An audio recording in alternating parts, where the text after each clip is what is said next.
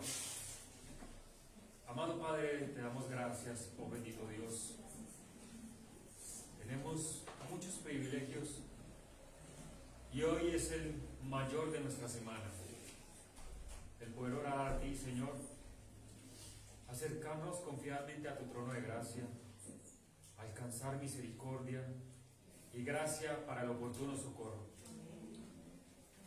Hoy nos has bendecido con un día maravilloso y el poder reunirnos como iglesia es un deleite, Señor, que llega a ti, Señor, porque nos reunimos en tu Hijo Jesucristo. Tú tienes deleite en tu Hijo, Señor. En Él tienes la complacencia. Y nos dices en tu palabra, a Él oír. Y hoy venimos a escuchar a tu Hijo Jesucristo. Hoy venimos a honrar tu nombre y a glorificarte, a exaltarte y bendecir esta hora preciosa. Pero no podemos acercarnos si no hay un arrepentimiento verdadero y genuino en nuestras vidas. Perdona toda ofensa, Señor, toda maledicencia, todo pensamiento perverso, impío que haya en nuestra mente. Quita de nuestro corazón aquellas cosas que no te honran y que profanan, oh bendito Dios, una vida santa, una vida reverente a ti. Por tu Santo Espíritu estamos también hoy reunidos, siendo ejercidos en nuestra alma para estar atentos a tu palabra, dispuestos a cantar y entonar himnos en tu nombre, a orar por este santo día de reposo, este día de refrigerio para nuestras almas, este día de fortaleza, donde tú nos llevas de tu mano preciosa a vivir días buenos, Señor, porque sea la situación, cualquier situación que nos acontezca, a los que te amamos, todas nos ayudan para nuestro bien. Y hoy venimos en pos de ti, Señor. Que seas tú exaltado, soberano Dios, el eterno, el infinito, la roca inconmovible, en la cual está tu iglesia, Señor, donde las fuerzas del Hades no prevalecen contra ella, porque estamos sobre la roca que es Jesucristo, el Señor Todopoderoso. Y gracias por limpiarnos de toda maldad. Gracias por haber derramado tu sangre maravillosa, tu sangre preciosa, y limpiarnos de toda impureza. A ti venimos con acciones de gracias. En Cristo Jesús. Amén. Amén. Amén. Vamos ahora a nuestros signarios. No es el himno, sino el credo de los apóstoles, en el número 643.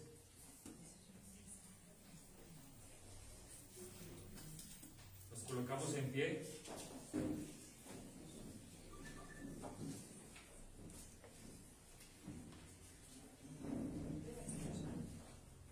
Y vamos a hacerlos todos como iglesia, a la voz de tres.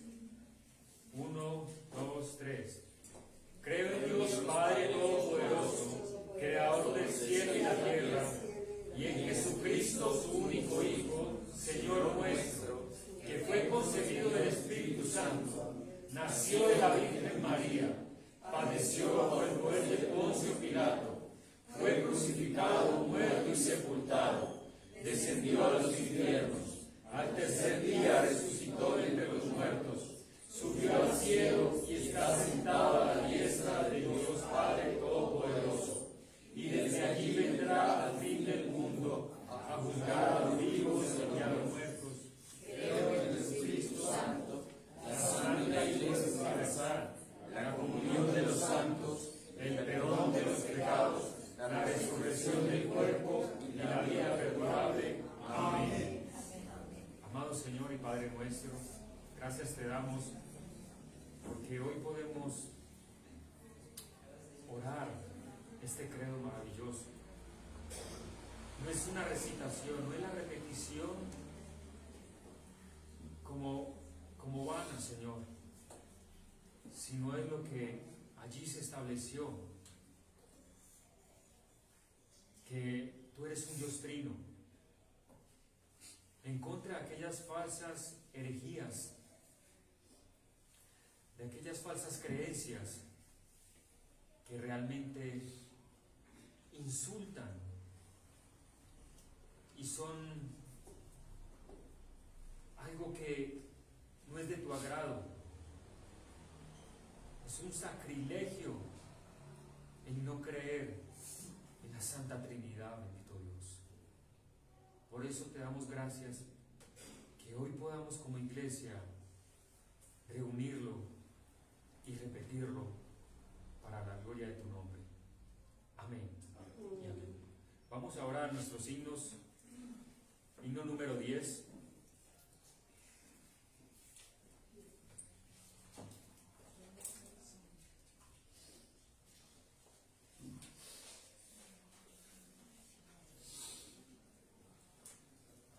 ¿Estamos allí, iglesia? Amén. Himno número 10.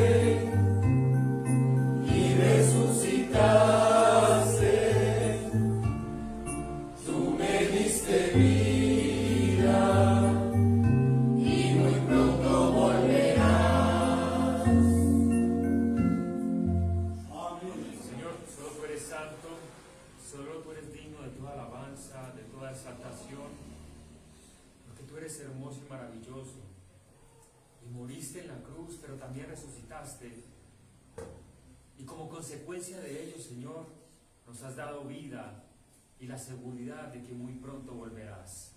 Gracias, oh amado Dios. Vamos ahora al himno 352, ya pertenezco a Cristo.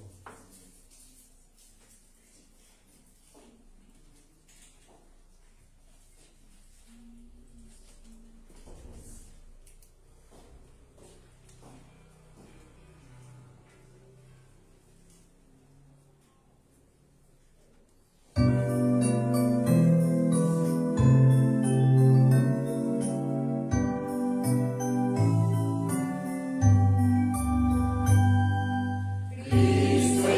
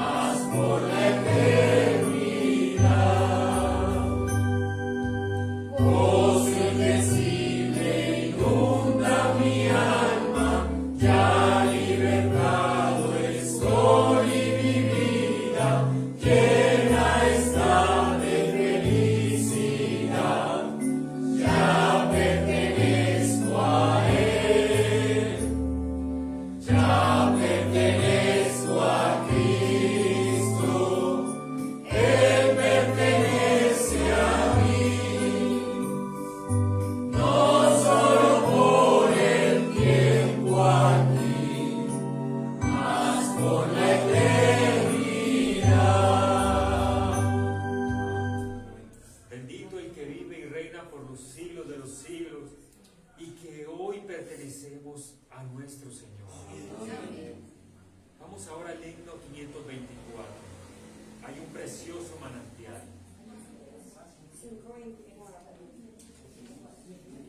24.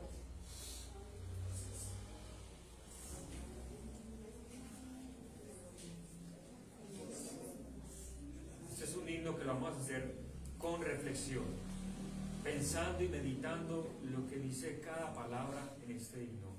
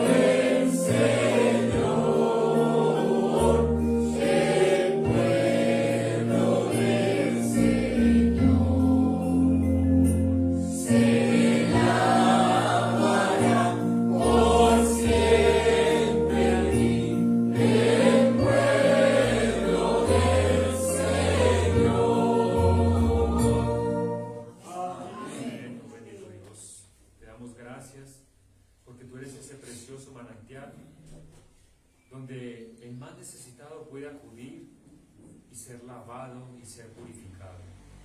Oh bendito, gracias te damos. Amén. Pueden tomar asiento mis hermanos y vamos a orar nuevamente, a orar por una amada iglesia, en este caso es la iglesia Bautista Fortaleza de la Verdad en Aranjuez, y por su pastor Alonso Valencia. Nuestro bendito Dios, te damos gracias, el Dios infinito, el Dios eterno, el Dios glorioso, donde la verdad de tu palabra corre en tu iglesia bautista, fortaleza de la verdad, Señor. Gracias por nuestra hermana iglesia, donde, Señor, tú haces una obra maravillosa en este lugar, en una zona donde hay tanta necesidad, donde esa parte de nuestra ciudad ha sido tan golpeada por la delincuencia, pero siempre está tu remanente en cada lugar de eso.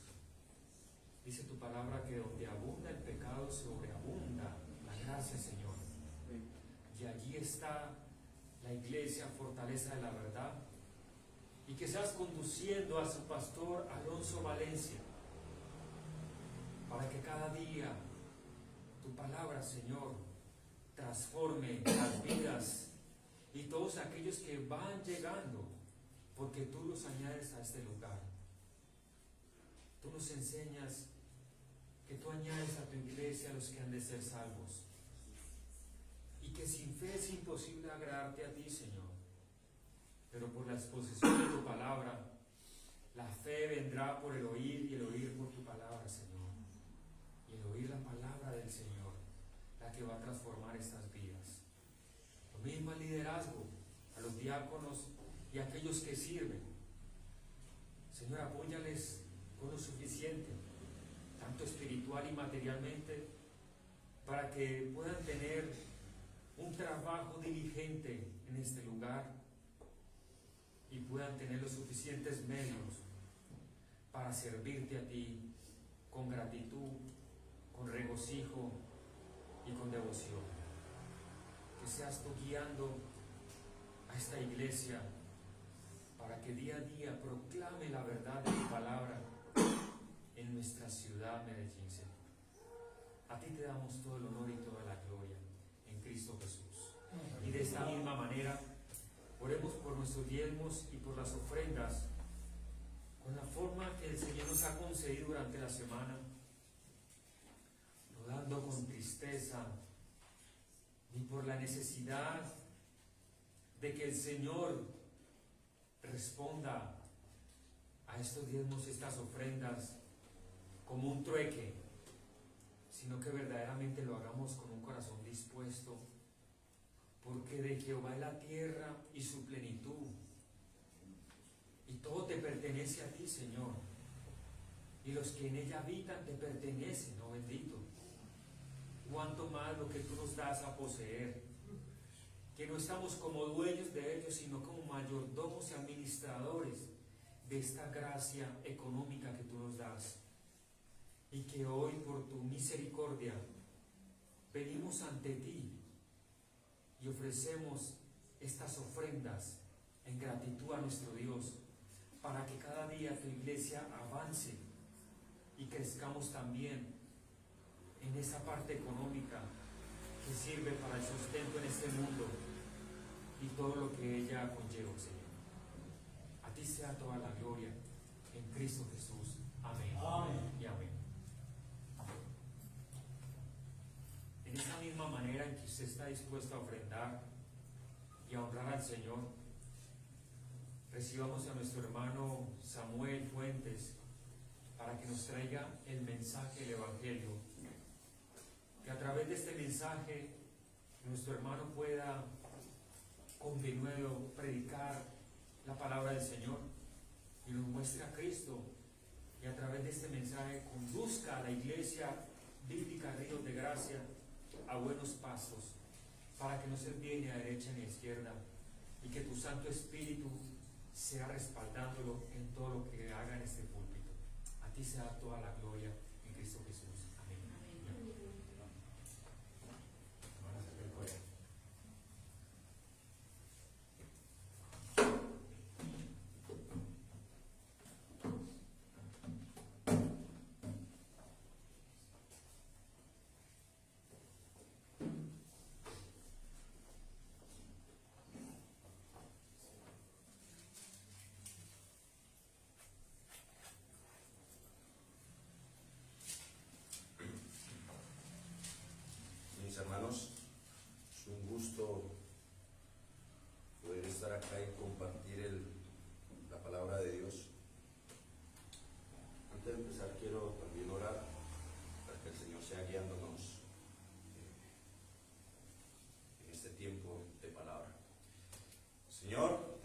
gracias por la bendición que tú nos has dado. Gracias por este día, que podemos venir, podemos alabarte, elevar cánticos, himnos. Señor, conocemos, santificamos este tu día, que así tú lo has ordenado, Señor, que tú has elegido un pueblo santo, Señor, en que un día se reúna en tu nombre, te alabe, te adore. Tú también, Señor, hablas a tu pueblo en este día, no solamente en este día, sino en otros, Señor, pero ahorita te pedimos que seas tú hablándonos a través de tu palabra. Pedimos perdón, Señor, por nuestros pecados, nuestras faltas. Señor, te quiero también pedir, porque mi voz no sea una limitación para que tu pueblo escuche tu palabra. Bendícela, Señor, bendice tu palabra, bendice este momento. Y aún con mis limitaciones, Señor, te pido que seas tú respaldándome y ayudándome. Perdónanos, Señor, y guárdanos de caer en el orgullo, el pecado, la avaricia, y que sea solamente tú glorificado. En nombre de Jesús, amén. Amén. Bueno, mis hermanos, les pido disculpas si atrás no me oyen. Estoy un poco afectada de la garganta, entonces si no me oyen, me dicen. Ahí vamos subiendo el decibel. Bueno, mis hermanos, vamos al mensaje, a Apocalipsis capítulo 2, versículos del 8 al 11. Muchas gracias. Vamos a leer la palabra del Señor, coloquémonos en pie. Y dice: y escribe al ángel de la iglesia en Esmirna, el primero y el postrero, el que estuvo muerto y vivió, dice esto: yo conozco tus obras y tu tribulación y tu pobreza, pero tú eres rico. Y la blasfemia de los que dicen ser judíos y no lo son, sino sinagoga de Satanás. No temas en nada en lo que vas a padecer. He aquí el diablo echará a alguno de vosotros en la cárcel para que seáis probados, y tendréis tribulación por 10 días. Sé fiel hasta la muerte, y yo te daré la corona de vida. El que tenga oído, oiga lo que el Espíritu dice a las iglesias. El que venciere no sufrirá daño de la segunda muerte. Palabra del Señor. Bueno, mis hermanos, la semana pasada vimos un poco sobre el mensaje de la iglesia en la ciudad de Éfeso, la iglesia a Éfeso. Vimos cómo el Señor Jesucristo, quien es el que dirige estos mensajes, es el que emana estos mensajes. No es el apóstol Juan, no es el que recibe la visión, sino él solamente es como un amanuense. Él se está escribiendo las cosas que está viendo, y en este caso las cosas que escucha del Señor Jesucristo. Este es mensaje, palabra del Señor Jesucristo a sus iglesias, a su iglesia. Vimos en Éfeso un poquitico acerca del reproche que el Señor le hacía a esta iglesia, y era que habían dejado su primer amor. Y vimos que también pues este primer amor era que habían dejado a un lado la misión que tiene la iglesia, y es predicar el evangelio, hacer misiones, la evangelización. Ahora nos pasamos al mensaje de Esmirna. Es muy interesante cómo está estructurado. Todas las cartas de Apocalipsis, los mensajes a las 7 iglesias, están estructurados de la misma manera.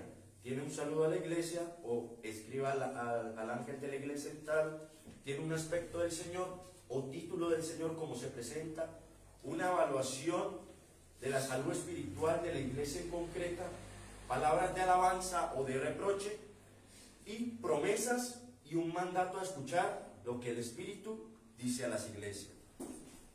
Pero también está estructurado estos mensajes a las 7 iglesias también en un orden específico. Toda la palabra que nosotros vemos, cuando nosotros nos acercamos a leerla, debemos entender que cada palabra que está ahí en ese lugar, ¿por qué debe estar ahí? porque tiene un propósito. Y estos mensajes también están estructurados. En la escolástica se llamó un tipo de homilética o de estructuración de mensaje que es quiasmo. O sea, donde el quiasmo es, imaginémonos una pirámide. En la estructura quiásmica era una narración o una enseñanza llegaba a su clímax. O sea, iba en forma ascendente y luego llegaba a una parte final. Aquí también los 7 mensajes también están estructurados, caben dentro de esta estructura quiásmica. Vemos que la iglesia en Éfeso con la Odisea son iglesias que estaban haciendo las cosas mal. Son iglesias que estaban haciendo cosas mal. Ahora, si conectamos Esmirna, ¿y cuál está antes de la Odisea? Filadelfia. Eran iglesias sanas. O sea, nosotros imaginémonos, Éfeso, la Odisea. Luego más adelante, más arriba, está Esmirna y Filadelfia. Luego está Sardis y está Pérgamo. Y por último, en la cúspide, en un mensaje de exhortación, está la iglesia de Tiatira, que si usted lee la iglesia de Tiatira, es la única que el Señor no dice nada bueno de ella. O sea, mala, buena, muy mala y demasiado mala. O sea, se estructura en ese orden. Mala, buena, muy mala y demasiado mala. ¿Por qué se dice que demasiado mala? Porque es la única iglesia que no se le da algún aliento o se le dice que estaban haciendo alguna cosa buena. Y el mensaje de Esmirna se conecta con Filadelfia.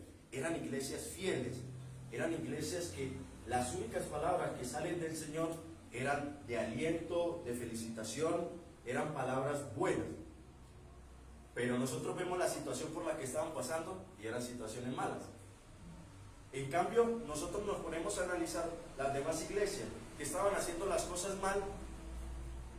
Su situación era una situación estable, podían estar estable económicamente, podían estar estable socialmente estable, pero estas dos iglesias son las que más llevan persecución, más llevan sufrimiento, pero las que son más fieles.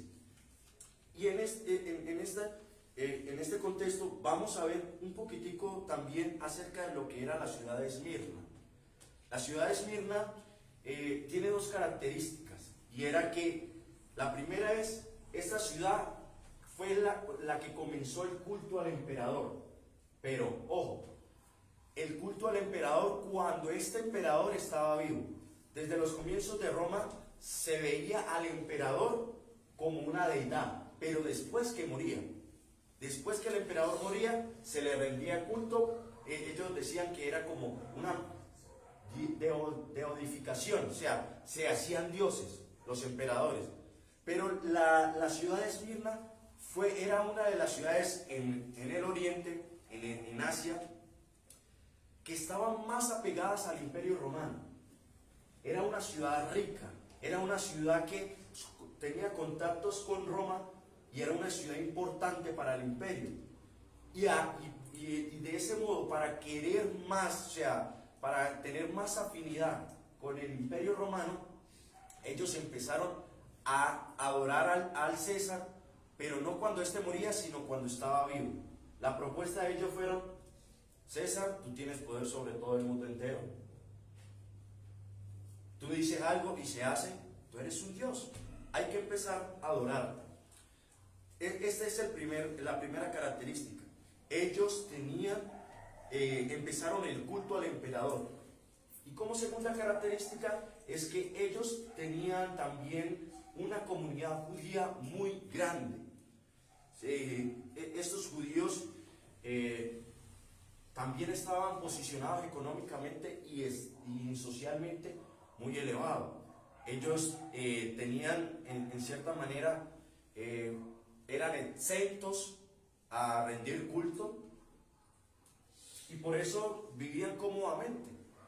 Nosotros hemos conocido que a lo largo de la historia muchos de los banqueros, Muchos de las personas ricas eran judíos.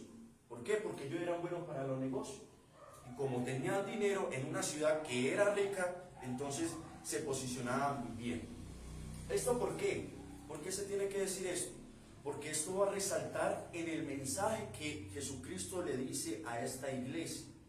Esto está dentro, en la esencia del mensaje, en los sufrimientos que estaban pasando la iglesia en Esmirna. Y he estructurado este mensaje en 3 puntos. El primero es Cristo, el autor del mensaje.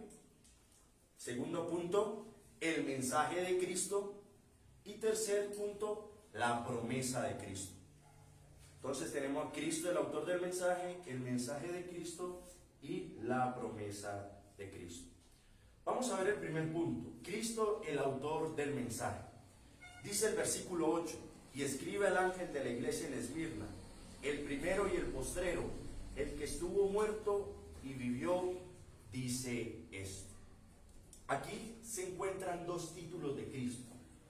Se le llama título porque es la forma en como Cristo se presenta.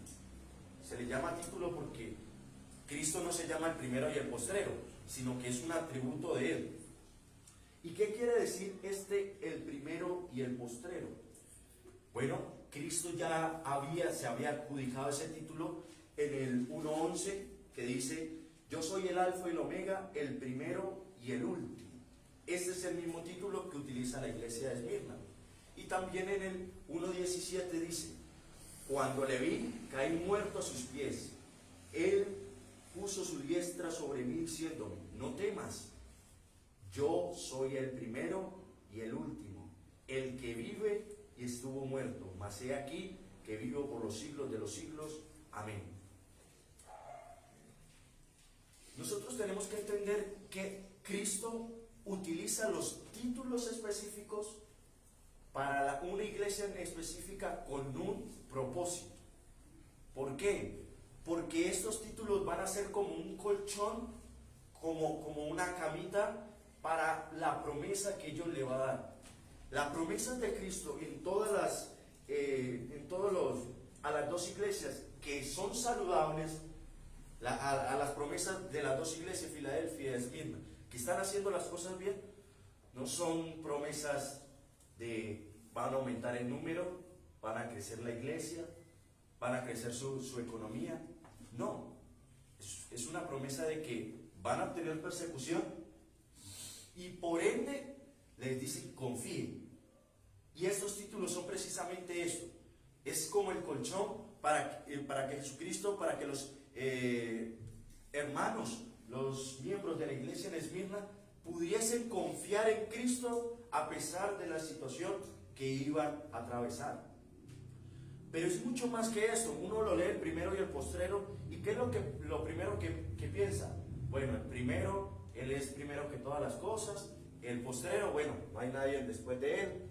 Como dice el apóstol Pablo, no hay cosa más grande, ni lo alto, ni lo profundo, ni ninguna otra cosa nos podrá separar del amor de Cristo. ¿Por qué? Porque el amor de Cristo abarca todo. Y Él está diciendo esto. O sea, Él es el primero y el postrero. Pero es mucho más que esto. Este título proviene del Antiguo Testamento. Vamos a Isaías capítulo 41, versículo 4.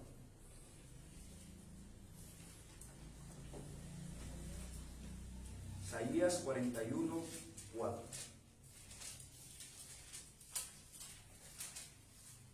¿Alguien que me ayude, por favor?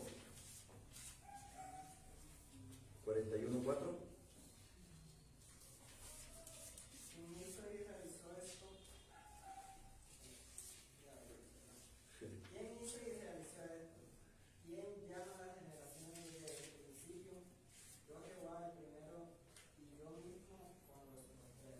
¿Quién está diciendo estas palabras? Dios mismo. Dios mismo. O sea, Dios mismo se está llamando el primero y el postrero. Vamos al capítulo 44, versículo 6. Y dice: así dice Jehová, Rey de Israel, y su Redentor, Jehová de los ejércitos: yo soy el primero y yo soy el postrero. Fuera de mí no hay Dios. ¿Quién está diciendo estas palabras? Vuelvo, repito. El mismo Dios. Y vamos al capítulo 48, versículo 12. Dice 48, 12. Óyeme, Jacob, y tú, Israel, a quien llamé. Yo mismo, yo el primero, yo también el postrero. Aquí el Señor Dios Todopoderoso, aquel que le hablaba al pueblo de Israel por medio de los profetas, se está dando este título. Y usted lee cada uno de los pasajes y este título es un título de confianza. ¿Por qué? Porque Él está hablando ahí de su poderío. Él está hablando de que Él es todopoderoso, de que Él hizo todas las cosas, de que fuera de Él no hay nada. ¿Por qué? Porque Él lo abarca todo. Porque Él es tan poderoso que no hay nada que se le escape de su soberanía. Entonces, cuando vamos a Apocalipsis, ¿quién es el que se atribuye ese título? Jesucristo. ¿Qué muestra qué es la primera característica? Que Él es Dios. Jesucristo. Estas ideas o estos que muchos sectas y grupos que dicen que no es Dios, cuando tú lo pones a leer Apocalipsis capítulo 1 y estos mensajes, y cuando lo pones a leer Apocalipsis capítulo 4, capítulo 5, que dice que el Cordero, que es Jesucristo, recibe toda la gloria en el cielo, no saben cómo explicar esto. ¿Por qué? Porque aún viendo, niegan la verdad. Jesucristo está diciendo, yo soy Dios. Y así como en el Antiguo Testamento, el Dios Todopoderoso tenía el poder para abarcar todo, para hacer cumplir sus propósitos, yo también lo tengo, porque yo soy Dios. Yo soy ese mismo Dios que habló en el Antiguo Testamento. Yo soy igual con el Padre. Yo tengo el mismo poder que el Padre. Y eso nosotros lo vemos en Daniel 7, cuando dice el Hijo del Hombre, se le dio el poder y autoridad de la mano de ¿quién? Del anciano de día. Está hablando del Hijo que tiene la misma autoridad del Padre. Él es el primero y el postrero. Esto es lo que nos comunica este primer título. ¿Y por qué Él lo hace? Porque Jesucristo se enfrasca a decir, bueno, yo soy el primero y el postrero, yo soy el que tengo la autoridad. Todos lo sabemos, podemos decir los cristianos, pues nosotros lo sabemos. Sí, pero Él está diciendo, no importa lo que ustedes vayan a pasar, no importa la tribulación que ustedes vayan a pasar, no importa por la dificultad que estén pasando, yo tengo el control sobre eso. Ese es el título primero y el postrero. Y el segundo título, el que estuvo muerto y vivió, dice esto. Nosotros lo vemos que ya en el capítulo 1 lo dijo, en el 1:18, el que vivo y estuve muerto, mas he aquí vivo por los siglos de los siglos. Amén. Este es un título de mucha esperanza. ¿Por qué? Vamos a el versículo 10 del capítulo 2, ya al finalizar. Dice, sé fiel hasta la muerte y yo te daré la corona de vida. Este título surge, o sea, se coloca como colchón, como esperanza para esta promesa. Jesucristo le va a decir, sé fiel hasta que mueras. No, hasta la muerte. ¿Por qué? Porque la muerte iba a venir de parte de externos. O sea, aquí Jesucristo no le está diciendo, sé fiel hasta que mueras de vejez. No. Jesucristo le está prometiendo que ellos iban a obtener persecución hasta la muerte. Pero ¿qué es lo que dice? Ustedes van a morir. Yo estuve muerto. ¿Pero quedé muerto? No. Resucité. Yo soy el que estuvo muerto y vivió. Ojo, Él no dice, a mí me dieron vida. A mí me resucitaron. No. Y vivió. O sea, que esa vida Él vuelve, es de parte de Él, nadie se la volvió a dar. Eso es lo que dice Jesucristo: nadie me quita la vida, yo soy el mismo que la entrego. Así que este título es de suma esperanza. Este título es, Jesucristo le está diciendo: no importa hasta qué punto vayan a llegar ustedes, así como yo viví, ustedes van a vivir. Esto se nos muestra como el primer punto. Cristo, el autor del mensaje. Pero esto no se queda allí, porque aquí es donde viene realmente el mensaje para la iglesia.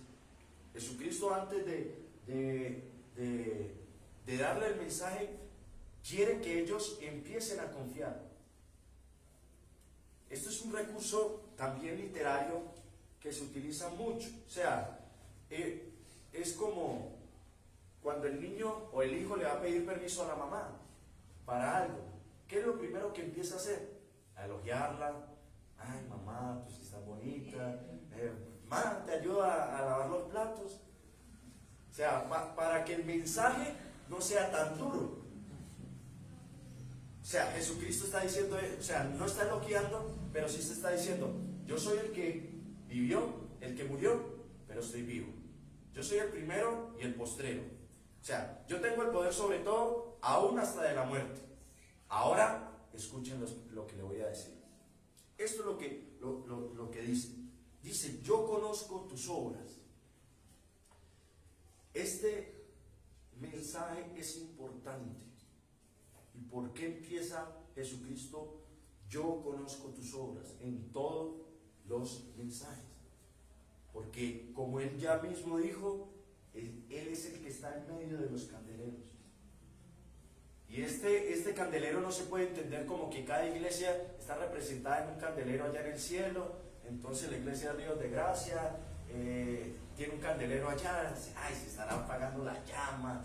No, esa llama está muerta. No. Lo que Él dice es que Él tiene conocimiento de su pueblo. Él es el que escudriña los corazones. No hay nada, absolutamente nada, que nosotros le podamos esconder a nuestro Dios. Y esto es lo que va a mostrar acá: la condición del corazón. Cuando dice yo conozco tus obras, lo que está diciendo es: yo conozco la condición real de tu vida, de la vida de la iglesia.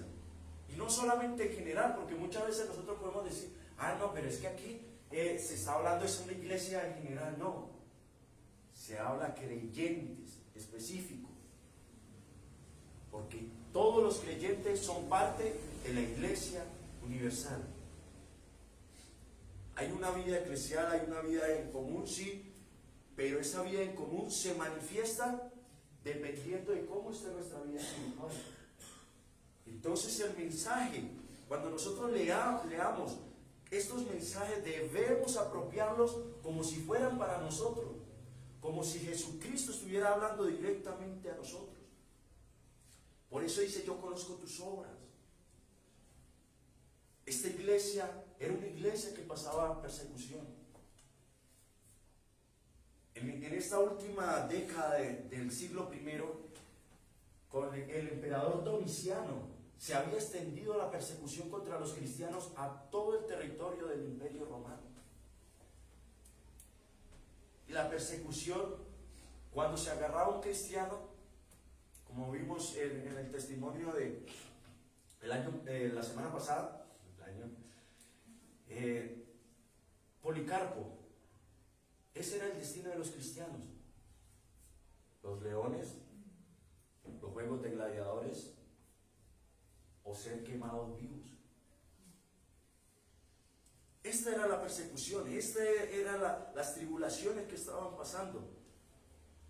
Y miren lo que dice: esta iglesia estaba pasando por 4 tribulaciones específicas.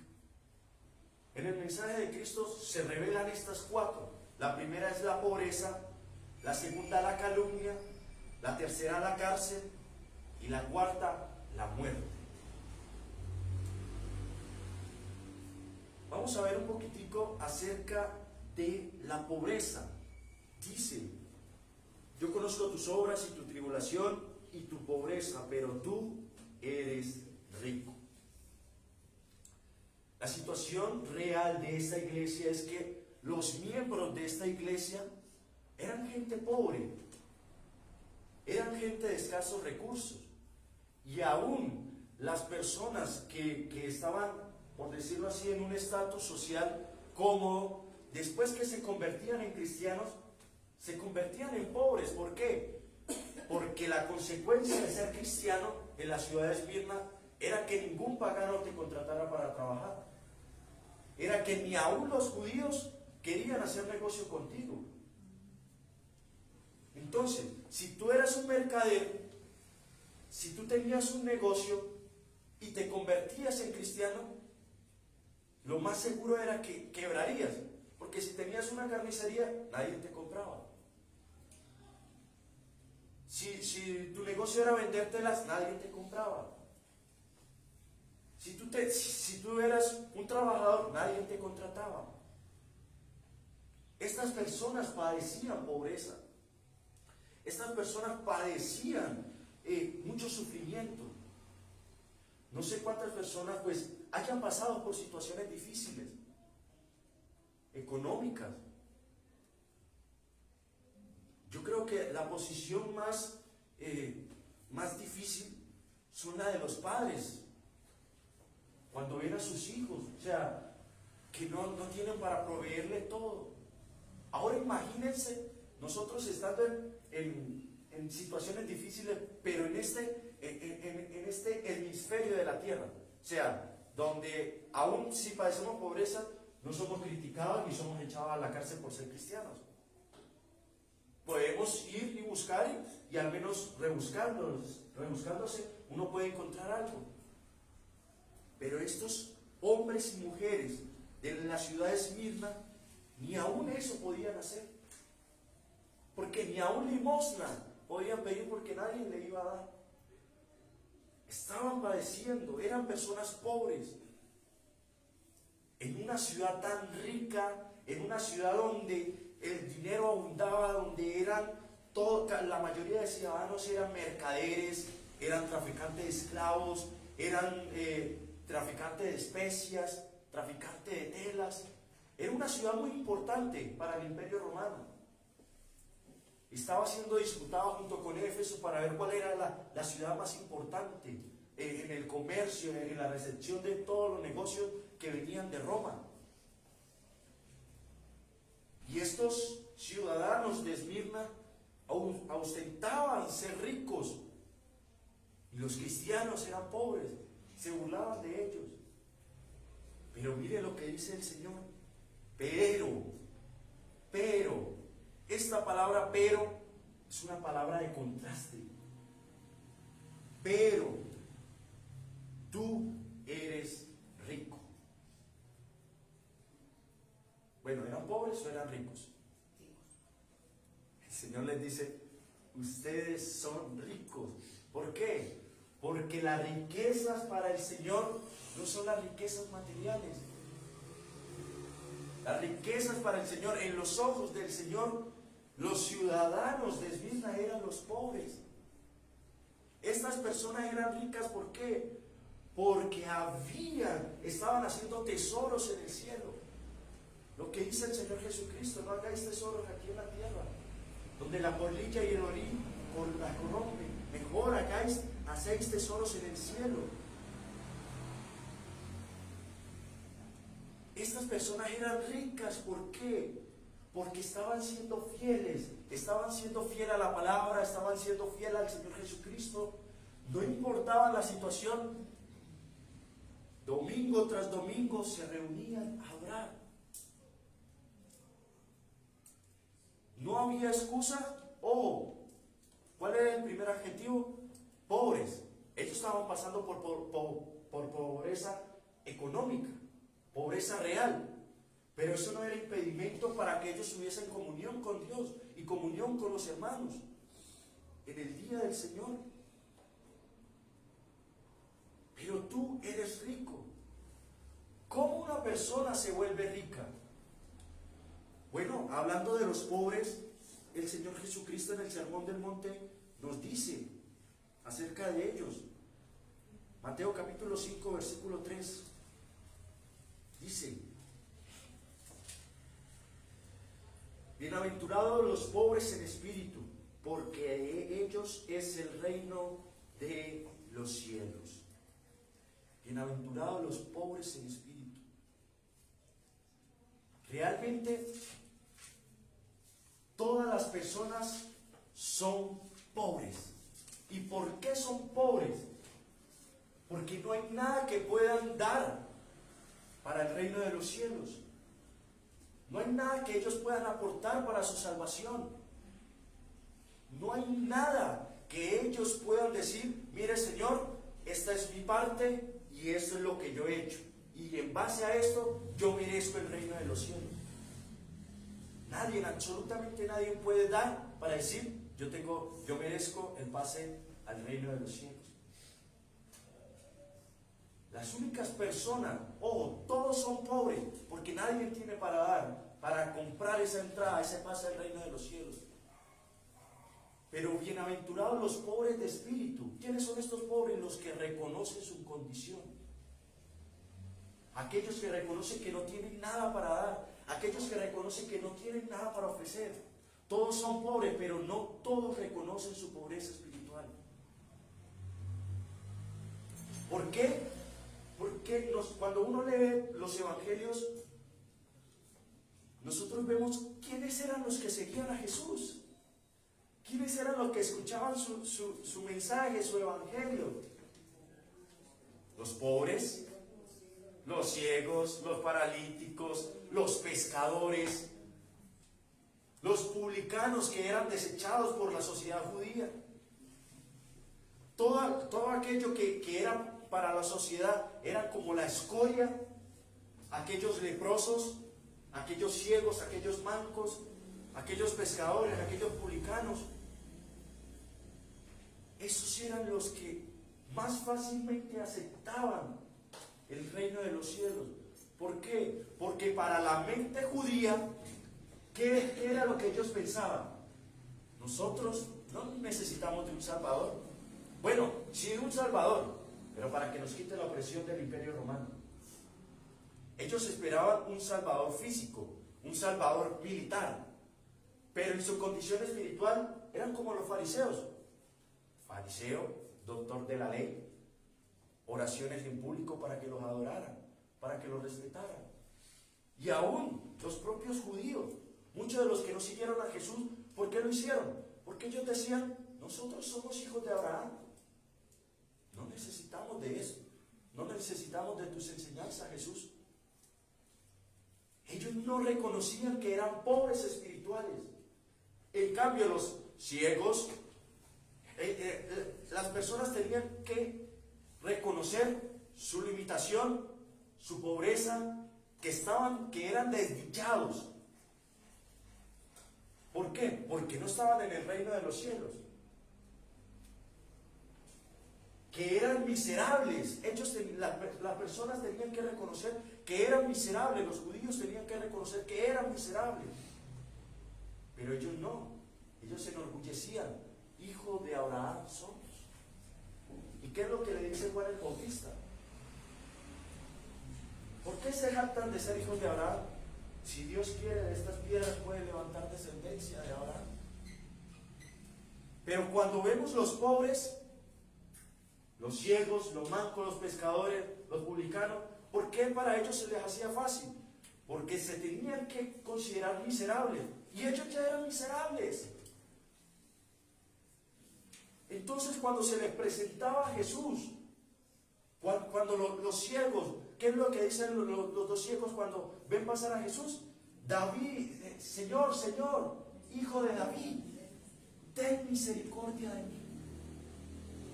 Ellos sabían que necesitaban que el Salvador tuviese misericordia de ellos. ¿Por qué? Porque eran miserables.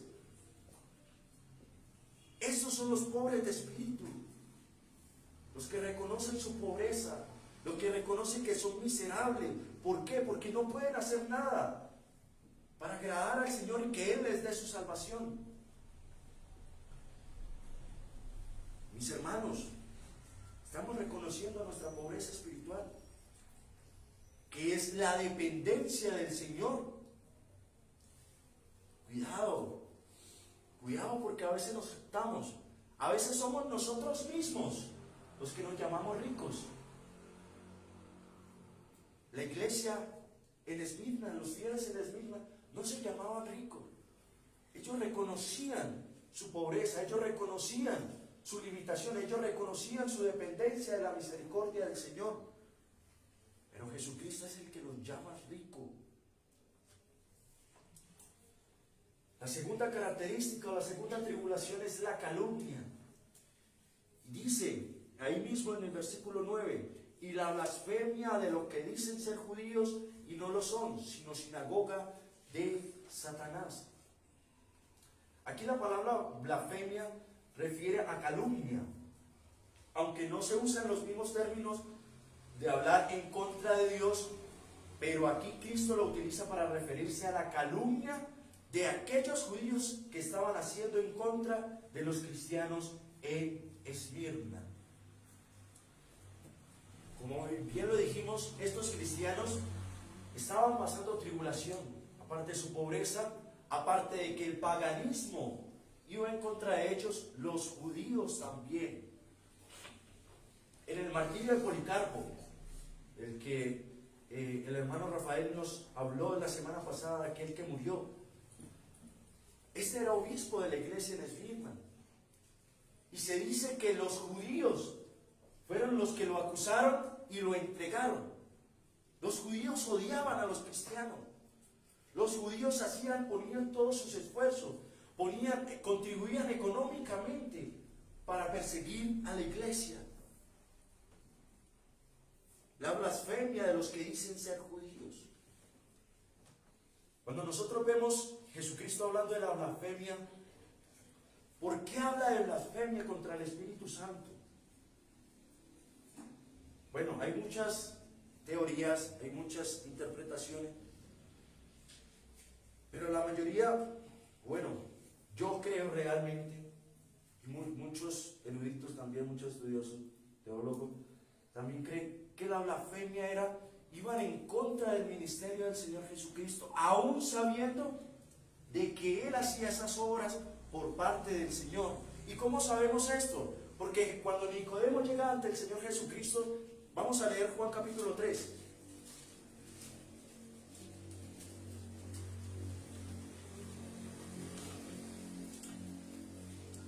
Versículo 1 y 2. Dice, había un hombre de los fariseos que se llamaba Nicodemo, un principal entre los judíos. Este vino a Jesús de noche y le dijo, Rabí, sabemos que has venido de Dios. ¿Por qué aquí Nicodemo habla en plural? Pero, ojo, porque ¿cuál es el adjetivo que le da Juan a Nicodemo? Era de los fariseos. ¿Y quiénes fueron los que le dijeron a Jesús que saca espíritus por el nombre de Belcebú? Los fariseos. Entonces, y Nicodemo dice, nosotros los fariseos sabemos que has venido de Dios como maestro, porque nadie puede hacer estas señales que tú haces si Dios no está con él. Los fariseos sabían que él venía de parte de Dios, que Dios estaba con él, pero aún sabiendo estas cosas, prefirieron adjudicar ese poder a Satanás. Esa fue la blasfemia, que aún entendiendo ellos que él venía de parte de Dios, por su orgullo, por su tradición, prefirieron blasfemar en contra de Dios, en contra del Espíritu Santo, que el Espíritu Santo estaba en Jesucristo y era el que le ayudaba en todo su ministerio. Blasfemaron en contra de él, prefirieron adjudicarle ese poder a Satanás. Estos judíos también hacían algo parecido. Estos judíos ya no con Jesucristo, porque Jesucristo ya estaba sentado en el trono, al lado, a la diestra del Padre, pero sí contra sus discípulos, sí contra los cristianos. Y miren lo que dice el Señor Jesucristo y no lo son. Los que se dicen ser judíos y no lo son. ¿Por qué no lo son? Porque, como dice Juan el Bautista, ustedes se jactan de ser descendientes de Abraham, pero Dios puede levantar descendientes de estas piedras. Como dice Pablo, no todo el que desciende de Israel es israelita. No todo el que nace étnicamente como judío, para Dios es judío. Porque ¿qué es lo que dice Gálatas capítulo 3? ¿Quién era la simiente o quién es la simiente de Abraham? Cristo.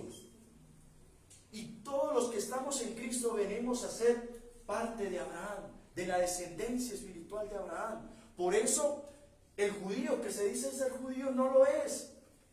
¿Por qué? Porque los que realmente son judíos son los que están en Cristo, que es el verdadero judío, que es la verdadera simiente de Abraham.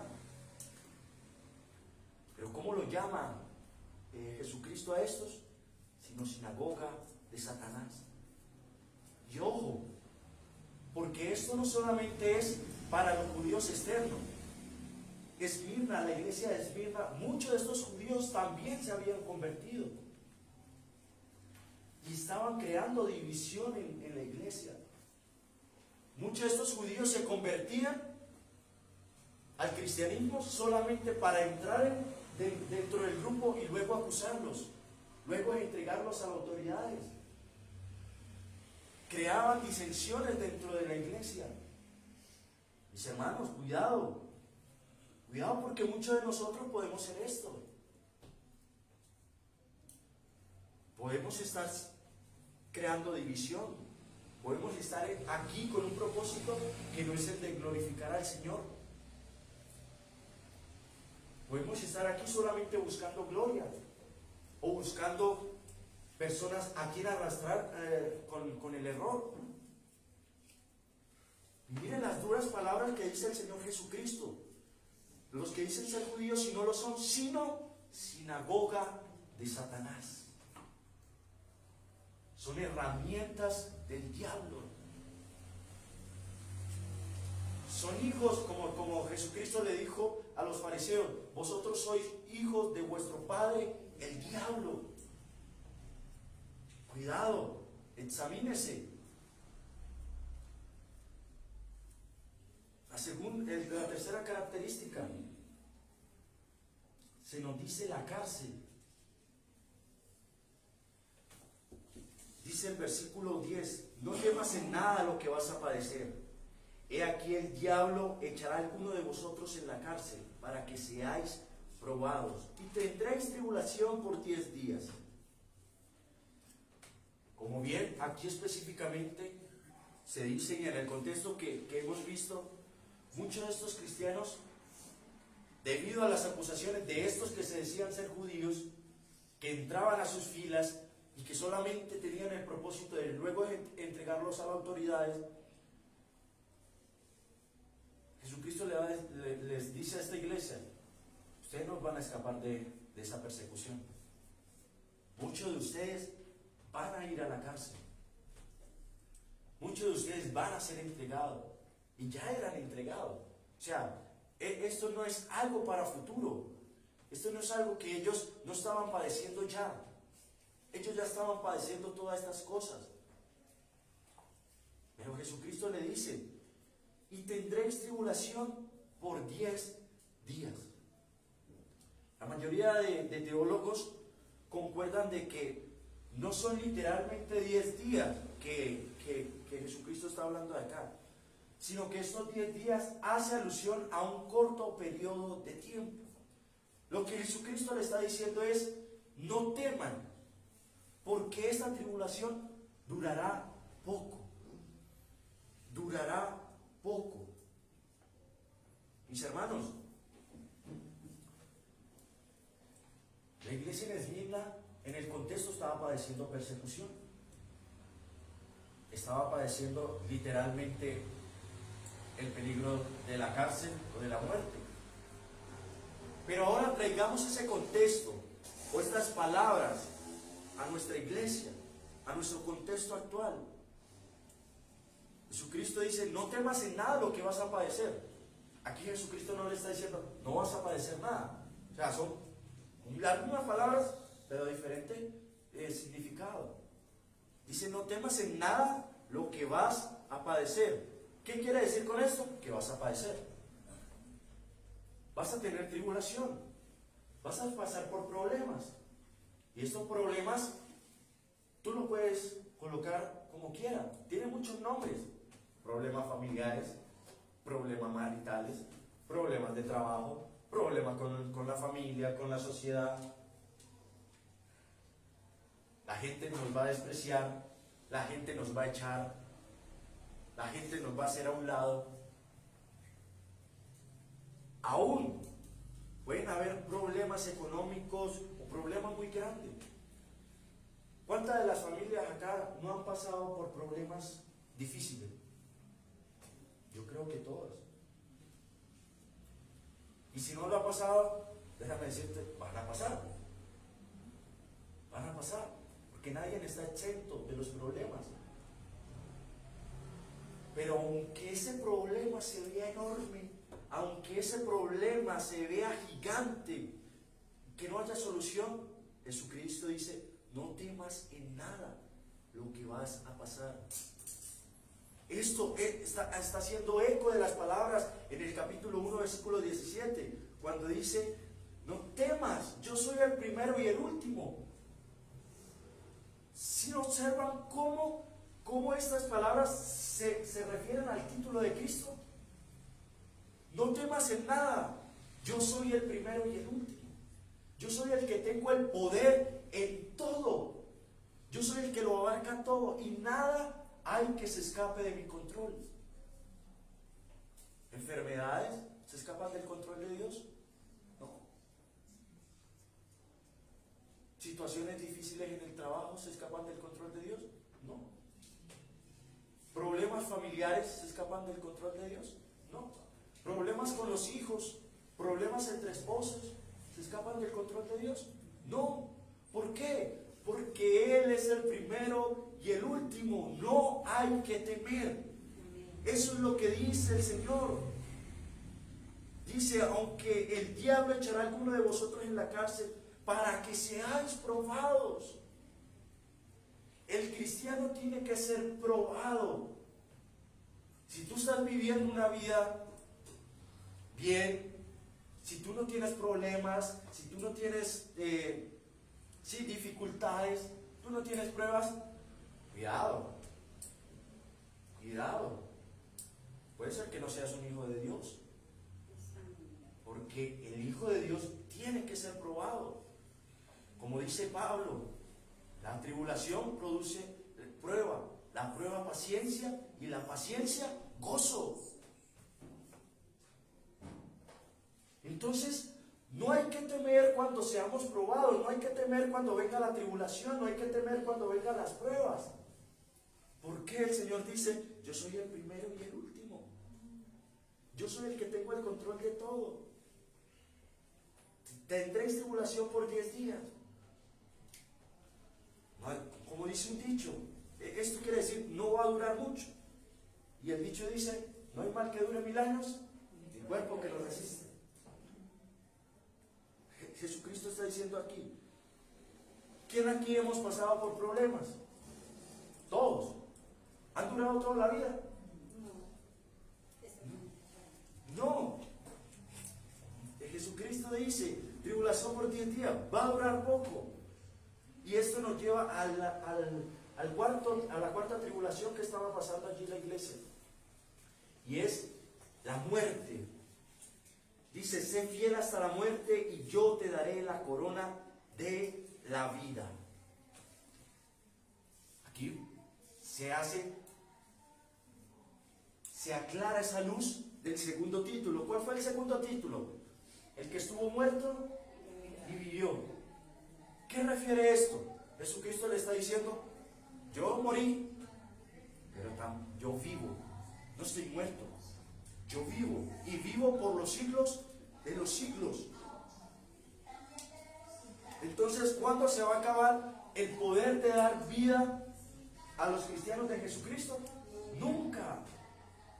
Nunca nosotros podemos decir que después de que Jesucristo nos dio vida, de que Dios nos ha dado vida, vamos a morir. ¿Por qué? Porque Él es el que vive por los siglos de los siglos. Y así como Él vive por los siglos de los siglos, Él nos va a dar la corona de vida. Y esta corona de vida es eterna. Aquí ya se centra la esperanza. Dice el versículo 11, pasamos al tercer punto, la promesa de Cristo. El que tiene oído, oiga lo que el Espíritu dice a las iglesias. Ojo, el que tiene oído. ¿Está hablando a una iglesia en general? No, a las personas específicas. Le está diciendo, aprópriense de esto, como si fueran personalmente con cada uno de ustedes. Jesucristo le está hablando a cada uno de ustedes. El que tiene oído, oiga lo que el Espíritu dice a las iglesias. Aunque este mensaje fue dirigido a Esmirna específicamente, el mensaje es para toda la iglesia de todos los tiempos. Dice, el que venciere no sufrirá daño de la segunda muerte. ¿Quiénes son los que vencen? Todos aquellos que están en Cristo. Todos aquellos que reconocen a Cristo. Otra de las promesas en otras iglesias dice que los haría reyes, o sea, que los haría sentar en trono. Pero mire lo que dice el versículo 1, el capítulo 1, versículo 6. Y nos hizo reyes y sacerdotes para Dios su Padre. O sea, ¿quiénes son los que vencen? Los que Dios ha hecho reyes y sacerdotes. Los que Dios le ha dado vida. Los que reconocen que realmente son pobres espiritualmente, pero Dios los considera ricos. Son aquellos que son fieles, aún en las calumnias que se dicen en el mundo en contra nuestra. Aún en las tribulaciones, en las persecuciones. Y aún los que son fieles hasta la muerte. El que venciere no sufrirá daño de la segunda muerte. Esta iglesia, Jesucristo le está hablando, Dios le está hablando, le está diciendo un poco más, aguanten un poco más, no teman, porque por un poco más tendrán tribulación, pero también tendrán muerte. Pero así, la esperanza de ustedes es que como yo vivo, ustedes también vivirán. Y esa vida es eterna. ¿Nuestro cuerpo cuánto puede durar? 70, 80 años. Si come los vegetales desde el principio, desde la niñez, 90 hasta 100. De ahí, muy pocos pasan. ¿Cuál es la esperanza del mundo? Bueno, morir ya. Pero ¿cuál es la esperanza nuestra? De que un día resucitaremos y tendremos un cuerpo glorificado que nunca verá muerte, sino que estaremos cara a cara con nuestro Señor Jesucristo por 5 años, 100 años o 1000 años, por la eternidad. Mis hermanos, debemos hacernos una pregunta. Quiero que ustedes la analicen. ¿Eres un pobre de espíritu que sabe su verdadera condición de hombre? ¿Eres rico espiritualmente debido a que reconociste que eres pobre de espíritu? También me dirijo a los niños. Marcelo, Antonella, Mateo. Un día ustedes crecerán y ustedes tendrán que afrontar esta pregunta. ¿Aceptarán su condición de pecador y recibirán el sacrificio de Cristo? ¿Aceptarán que ustedes son pobres de espíritu y que no pueden ofrecer nada para obtener su salvación, sino que tienen que apelar a su misericordia, a la misericordia del Señor? Hermanos, ustedes reciben la calumnia, las blasfemias que se dicen contra ustedes por fe, o son de los que Más bien el mundo los ama porque son chéveres, porque son graciosos, porque son buena gente. Y el mundo más bien está contento con ustedes. O el mundo los desprecia.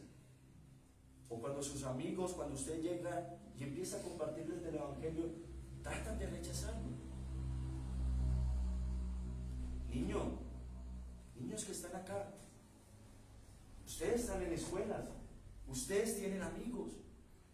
Y un día ustedes serán conscientes de su condición, de qué es ser cristiano, de qué es tener fe. ¿Aceptarán la burla de sus amigos? ¿O ustedes se dejarán llevar por ellos? Del pecado de sus amigos. Hermanos y niños que están acá, ¿hasta cuánto están dispuestos a seguir al Señor Jesucristo? ¿Hasta que vengan los problemas en tu casa? ¿Hasta que venga la enfermedad? ¿Hasta que venga un problema marital?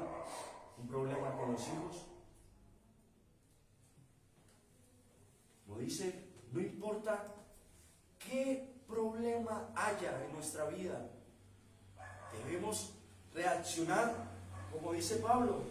Pablo estas palabras las escribe cuando recibió azotes, recibió persecución, fue encarcelado y dice: pues tengo por cierto que las aflicciones del tiempo presente no son comparables con la gloria venidera que en nosotros ha de manifestarse. Romanos 8:18. ¿Eres un cristiano como de Esmirna, que es fiel hasta la muerte, que vives una vida santa? Que en aquel día el Señor te pueda decir: buen siervo fiel, entra en el gozo de tu Señor. Que en aquel día el Señor te dé la corona de vida. Y que la segunda muerte no cause daño en ti. ¿Eres un cristiano como esto? ¿Como la iglesia de Esmirna? Porque si no, mis hermanos y amigos, y aquí los que nos ven por redes, si hay alguien que no ha reconocido su condición espiritual, déjame decirte que la segunda muerte sí va a tener efecto en ti. Y la segunda muerte es la separación eterna del Señor. Aquellos que sí reconocen su deidad, que sí reconocen su salvación, que sí reconocen sus limitaciones y confían plenamente en la misericordia del Señor, tendrán un gozo, una plenitud de comunidad cara a cara con el Señor. Pero aquellos que no, que han rechazado su evangelio, que han rechazado su mensaje, tendrán condenación eterna. Así que, mis hermanos, nuestra oración debe ir dirigida que nuestra iglesia bíblica Ríos de Gracia, sea conocida como la iglesia en Esmirna. Que cada uno vivamos una vida santa, una vida intachable, una vida en la cual se glorifica a nuestro Señor, y que el Señor no encuentra reproche alguno, así como no encontró reproche en la iglesia de Esmirna, sino palabras de alabanza para ella, palabras de ánimo, porque estaban haciendo su trabajo, estaban predicando su mensaje, estaban haciendo la labor por la cual fueron puestas aquí en la tierra. Hermanos, esa es nuestra labor. Que haya picazón en el mundo, que haya picazón en este barrio, porque la iglesia bíblica Ríos de Gracia está acá. Y que cuando sepan a qué iglesia va, o este es cristiano. Mis hermanos, reconozcamos nuestra condición espiritual, que dependemos totalmente del Señor, sin importar tribulación, sin importar enfermedad, angustia, dolor, persecución. nuestra esperanza no está en esta tierra, sino está en la gloria eterna con nuestro Señor Jesucristo. Vamos a orar. Señor, te damos gracias. Gracias, Señor, porque tu palabra es clara. Señor, tú nos has dado vida. Eres el primero y el último, Señor. Es el que tiene el poder y control absolutamente de todo el universo. Pero no solamente eso, sino que tú también moriste, pero resucitaste y aún tienes las llaves, el poder sobre la muerte. Oh Dios mío, perdónanos, Señor, si no hemos llevado una vida santa como iglesia, si no hemos llevado una vida santa como individuos, Señor, como cristianos. Una vida laxa donde el mundo se siente cómodo con nosotros. Pero, Señor, imparte, Señor, tu misericordia por medio de tu Espíritu Santo que mora en tus hijos, para que podamos, Señor, ser fieles hasta la muerte. Podamos ser fieles en la dificultad, en el hambre, en la enfermedad, sin importar, Señor, porque sabiendo que las aflicciones del tiempo presente no se comparan con la gloria de venidera. Te pido por cada uno de los presentes aquí, Señor, que seas tú afirmando su fe, seas tú, Señor, confirmando su fe, seas por medio de tu Espíritu Santo, Señor, dando una vida conforme a tu palabra. Y si hay alguno aquí que no te ha aceptado, Señor, seas tú teniendo misericordia de él. Porque lo único que le espera, Señor, es la separación de ti, Señor, eternamente. La condenación eterna en el lago de fuego y azufre. La segunda muerte, Señor. Damos gracias en el nombre de Jesús. Amén.